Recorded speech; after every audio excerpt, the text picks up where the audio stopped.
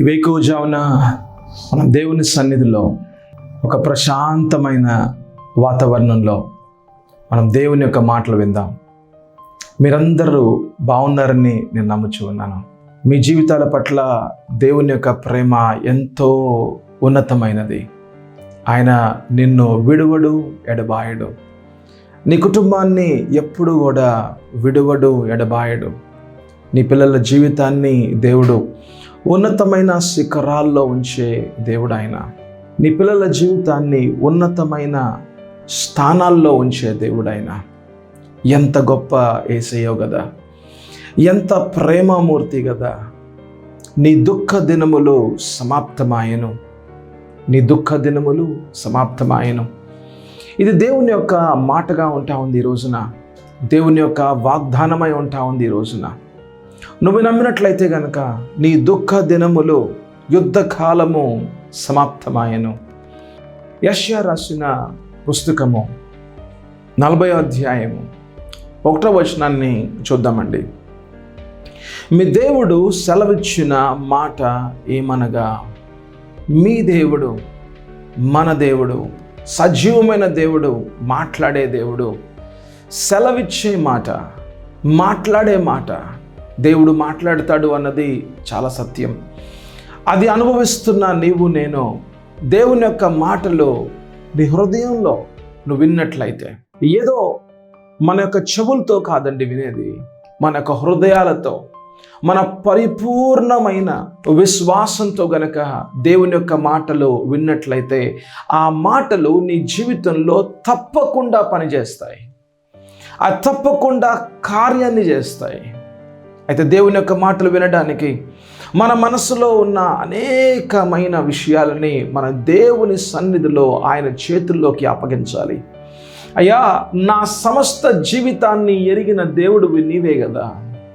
నా సమస్త విషయాల్లో తండ్రి నీకు మాత్రమే ప్రభువా, సమస్తము నీకు మాత్రమే తెలుసు కదా నాయన. అయ్యా, నేను నమ్ముచూ ఉన్నాను యేసయ్యా, నీవు సజీవమైన దేవుడు అని. నేను ఏ పరిస్థితుల్లో ఉన్నను కూడా నీ కనుచూపు నా మీద నుంచి వెళ్ళిపోలేదు. నేను నమ్ముతూ ఉన్నాను. అవునయ్యా, నీ మాటని నేను నమ్ముతూ ఉన్నాను. నువ్వు సెలవిచ్చే మాటని నేను చాలా ధ్యానపూర్వకంగా వినాలనుకుంటున్నాను అని గనక నువ్వు గనక దేవుని సన్నిధిలో మొరపెడుతూ ఆయనతో మాట్లాడుతూ ఉన్నట్లయితే, ఈ మాటలు నీ కోసమే, ఈ మాటలు నీ కుటుంబం కోసమే. నీ దుఃఖ దినములు సమాప్తమాయెను. చూద్దామండి, యెషయా 40:2 వచనాన్ని చూద్దాం. నా జనులను ఓదార్చుడి, ఓదార్చుడి, యెరూషలేముతో ప్రేమగా మాట్లాడుడి. ఆమె యుద్ధకాలము సమాప్తమాయెను, ఆమె దోషరుణము తీర్చబడెను. యెహోవా చేతి వలన ఆమె తన సమస్త పాపముల నిమిత్తము రెండింతలా పొందెను. సమాచారము ఆమెకి ప్రకటించుడి. ఆమేన్. యూదులు బానిసత్వంలో ఉన్నప్పుడు వారికి ఈ మాటలు వినిపింపబడుతూ ఉన్నాయి.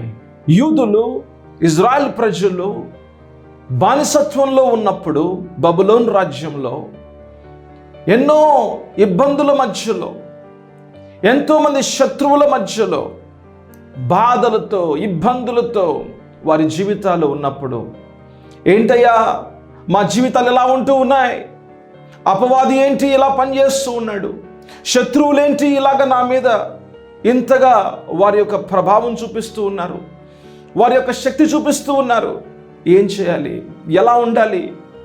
దేవాతి దేవుడు ఉన్నాడా? సజీవమైన దేవుడు ఉన్నాడా? అబ్రహాము దేవుడు ఉన్నాడా? ఆయన మనల్ని పట్టించుకుంటున్నాడా? మనల్ని ప్రేమిస్తున్నాడా? అనే ఒక ఆలోచన విధానంలో ఉన్నప్పుడు ఈ ప్రవచనాలు వారి యొక్క చెవుల్లో వినబడుతూ ఉన్నాయి.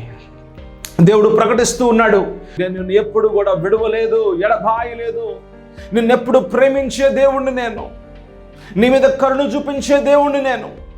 ఇదిగో నీ పాపాల నిమిత్తమే కదా నీ జీవితంలో ఇలాగా ఉంటా ఉంది, నీ పాపాల నిమిత్తమే కదా నీ జీవితంలో ఇలా ఉంటా ఉంది.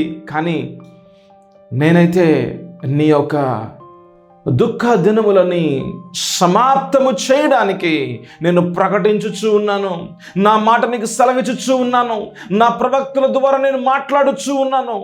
దేవాతి దేవుడు తన ప్రవక్తల ద్వారా మాట్లాడే దేవుడు. తన యొక్క దైవజనుల ద్వారా, దైవదాసుల ద్వారా మాట్లాడే దేవుడు ఆయన. వారి నోళ్లలో ఆయన మాట నుంచే దేవుడు ఆయన. ఆయన మాట, నీ యుద్ధ కాలము సమాప్తమాయను, నీ దుఃఖ దినములు సమాప్తమాయను. నీ మీద పనిచేసే అపవాది శక్తులు ఇక చూడవు నువ్వు. నీ మీద పనిచేసే అపవాది శక్తులు చూడవు నువ్వు. ఎందుకంటే దేవాతి దేవుని యొక్క మాట అది నీకు విజయాన్ని తీసుకొచ్చే మాటగా ఉంటుంది, నిన్ను రక్షించే మాటగా ఉంటుంది, నిన్ను ఓదార్చే మాటగా ఉంటుంది, నిన్ను ధైర్యపరిచే మాటగా ఉంటుంది, నిరీక్షణిచ్చే మాటగా ఉంటుంది, మార్గాన్ని చూపించే మాటగా ఉంటుంది. హల్లెలూయా. ఆ దేవుని మాటని నువ్వు గనక వినినట్లయితే, నువ్వు వింటున్న ఈ మాటల్ని గనక విశ్వసించినట్లయితే, ఆ విశ్వాసము కూడా ఏదో పైపోయిన విశ్వాసము కాదు, కానీ లోతుగా ఆ మాట మీద, దేవుని యొక్క స్వరం మీద, అయ్యా నీ స్వరాన్ని నేను వింటూ ఉన్నానయ్యా, ఈ స్వరమే నా జీవితాన్ని మారుస్తుంది, ఈ స్వరమే నా దుఃఖ దినముల్ని సమాప్తము చేస్తుంది. నేను నమ్ముచున్నాను, అయ్యా నీ మాటను మాట్లాడగా నువ్వు కార్యం చేసే దేవుడు అయ్యా. నా పిల్లవాని జీవితంలో ప్రభువా నువ్వు కార్యం చేస్తావు, నా కుమార్తె జీవితంలో తప్పకుండా కార్యం చేస్తావు. నా కుటుంబంలో ఉన్న ప్రభువా అనేకమైన ఇబ్బందులు ప్రభువా నాయన ఒక్క రోజులోనే, ఇదిగోనైనా ఈ క్షణంలోనే ప్రభువా అది తీసివేయబడునుగాక రాజా. నా కుటుంబం మీద నా ప్రభా ఎన్నో అప్పులు ప్రభా అది పోవునుగాక రాజా. యేసు నామములో అయ్యా నీ మాటని నేను నమ్ముచున్నాను తండ్రి. ఈ రోగం ఏంటయ్యా నా శరీరాన్ని ఇంతగా ప్రభా కృషింపజేస్తూ ఉంది. అయ్యా ఈ రోగమే కదా యేసయ్యా నువ్వు శిలువ మీద ప్రభా తీసివేసి ఉన్నావు. నేను నమ్ముచున్నాను తండ్రి. నా మీద పనిచేసే ప్రభా ప్రతి ఒక్క శత్రువు యొక్క కార్యము యేసయ్యా నువ్వు శిలువ మీద తీసివేస్తున్నావు కదా. నా దుఃఖ దినములు సమాప్తమాయను. అయ్యా నీ మాటలే నా జీవితము, నీ మాటలే నా మార్గము, నీ మాటలే నా నిరీక్షణ, నీ మాటలే నా యొక్క భవిష్యత్తు, నా కుటుంబ భవిష్యత్తు నీ మాటే ప్రభువా. నన్ను ఓదార్చే దేవుడు నువ్వే కదా. అందుకనే ఇక్కడ సెలవిచ్చున్నాడు, నా ప్రజలని ఓదార్చుము, నా ప్రజలని ఓదార్చుము. Comfort my people. Is a God of comfort. ఓదార్చే దేవుడు ఆయన, నిన్ను ఓదార్చే దేవుడు ఆయన. హల్లెలూయా. నన్ను ఓదార్చిన దేవుడు, నా పాపాలని క్షమించిన దేవుడు. అయ్యా యేసయ్యా నా పాపాలని క్షమించు ప్రభువా నేను అడిగి ఉన్నాను. నువ్వు కూడా అడుగుతావా?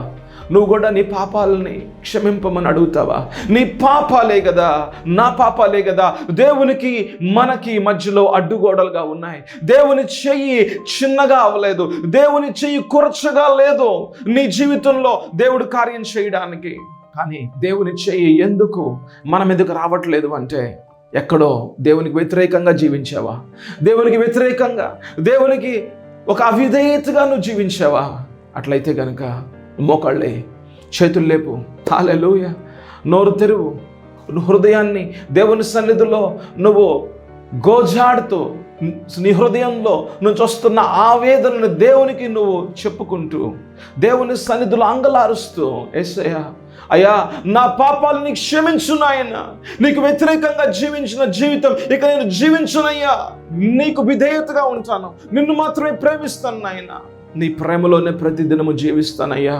అందుకని ప్రతిదినం యేసయ్య ప్రేమలోనే, నీకంటే నేను ఎక్కువ ఎవరిని ప్రేమించునయ్యా, నీకంటే ఎక్కువగా నేను దేన్ని ప్రేమించను యేసయ్యా.